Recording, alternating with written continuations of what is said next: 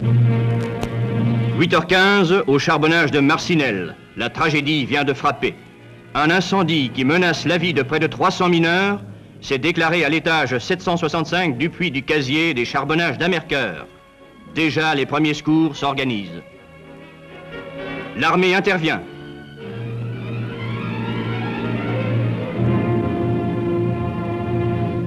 Les cages des deux puits sont hors service, bloquant les hommes dans les profondeurs. La première équipe de sauvetage descend par la seule voie d'accès, un troisième puits en construction.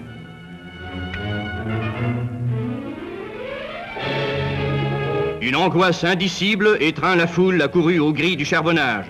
L'émotion gagne tout le pays et la solidarité s'affirme aussitôt. On apporte des extincteurs réclamés par radio ainsi que des vêtements d'amiante.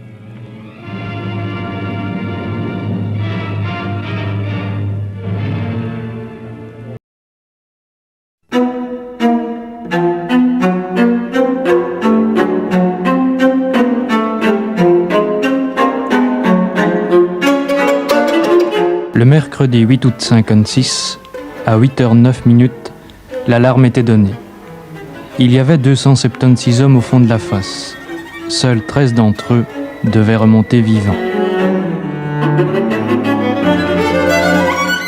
Il faut dégager de ces circonstances terribles les sévères leçons qui nous apprendront à bâtir un monde où la sécurité des travailleurs et toutes les autres exigences de la justice seront plus complètement assurées. Ces paroles ont été prononcées au moment de la catastrophe par Monseigneur Imer, évêque de Tournai. Il ajoutait « L'esprit humain est-il vraiment ainsi fait que la mort successive d'un certain nombre de mineurs, échelonnés individuellement sur des mois et des années, passe inaperçue comme de banals accidents de travail et qu'il faille seulement s'ébranler quand les victimes forment un nombre de 2 ou 3 chiffres. »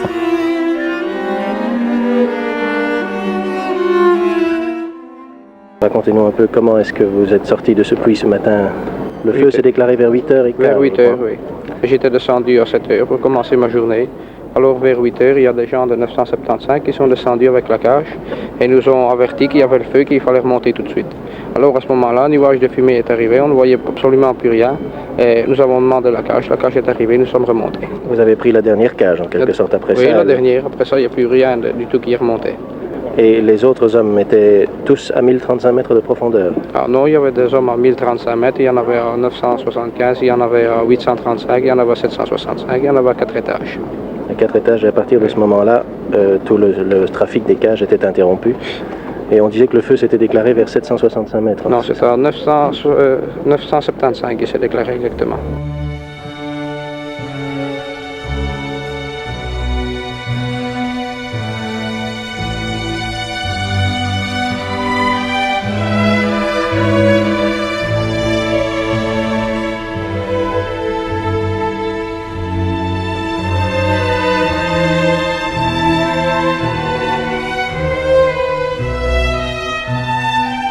Monsieur Callisis, il est minuit maintenant, quelles sont vos impressions? Mes impressions sont que la catastrophe est extraordinaire et va malheureusement faire beaucoup de victimes. Il est évidemment très difficile, vous demandez des prévisions. Vous pensez que... Nous avons toujours de l'espoir d'en retrouver un bon nombre vivant, mais les travaux d'approche sont rendus très difficiles et nous nous attachons à les retrouver le plus vite possible.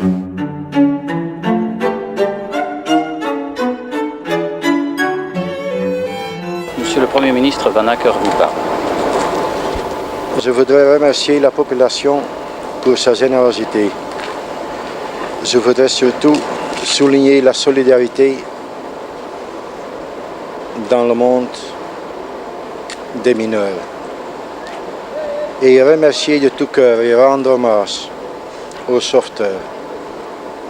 Nous sommes vraiment en admiration pour le travail qu'ils fournissent. Je peux donner l'assurance qu'au moment même qu'on sera fixé, le nécessaire sera fait pour toutes les familles, sans faire de distinction entre les familles des mineurs belges ou italiens ou d'autres étrangers. Les femmes se sont tout de suite accrochées aux barrières, là. Et alors, le rôle des chefs et d'autres, c'est toujours dire, oh, c'est rien de grave, c'est ceci, c'est cela. Et je veux dire, la direction elle-même a été perdue, parce que pour faire des tentatives de descente comme ils l'ont fait, alors que à 190 mètres de profondeur, ils avaient un malheureux pompiste, là, un pensionné déjà, qui avait repris le service. Ils l'ont passé 2 ou 3 fois avec la cage à côté.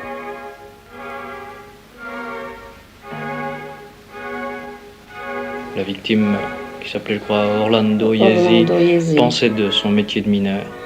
Ben, Il aimait ça? parce qu'il fallait bien. Parce qu'il était venu travailler par ici à cause qu'ils étaient malheureux en Italie.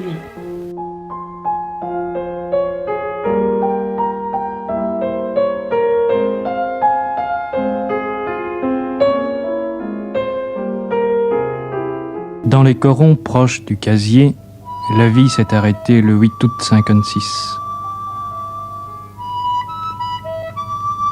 Entre la génération des vieux et la génération des jeunes, il manque une génération, celle des disparus.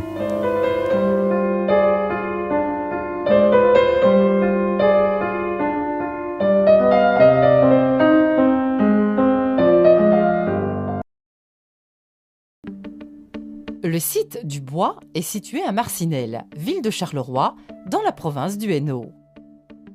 Les installations de surface qui forment le carreau sont situées dans un écrin de verdure, ceinturé de 3 terris. On accède au bâtiment du charbonnage par une grille en fer forgé. Elle est encadrée de part et d'autre par la loge de la bascule et par un bâtiment ancien qui hébergeait la conciergerie, l'écurie et la menuiserie. Le centre du site est occupé par 3 bâtiments principaux construits en briques et pierres. Chacun des pignons est composé de 3 travées et surmonté d'un fronton cintré débordant. Le premier bâtiment, à gauche, abritait les bureaux auxquels étaient accolés les vestiaires, bains-douches, lampisterie et ateliers. Le bâtiment du centre de la force motrice accueillait la centrale électrique, le ventilateur et les compresseurs, et celui de droite comprenait la machine d'extraction du puits du retour d'air. La valeur mémorielle du site est incontestable. La catastrophe du bois du casier, qui survient le 8 août 1956, marquera à jamais les esprits. Suite à une erreur humaine et à des conditions de travail déplorables, à des installations vétustes et des règles de sécurité négligées, un incendie gagne rapidement toutes les galeries et chantiers du charbonnage. Les mineurs bloqués au fond sont asphyxiés et 262 hommes de 12 nationalités différentes périront.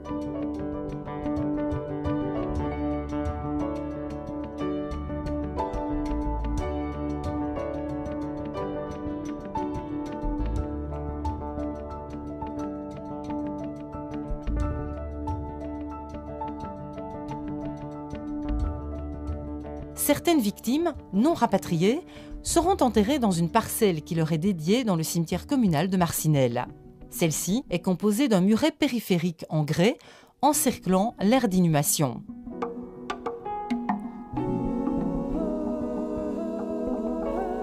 De simples plaques de béton posées sur le sol servent de marquoir.